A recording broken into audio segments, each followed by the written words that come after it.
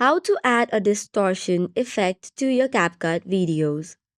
Hey guys, welcome back to the channel. If you want to add the effect to your CapCut videos, it is a quite easy process.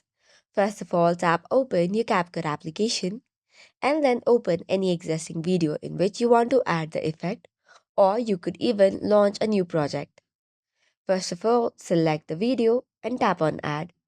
Now from the bottom row, you will see effects option. Tap on it and go to video effects. Now slide towards the left and you will see the distortion option or tag.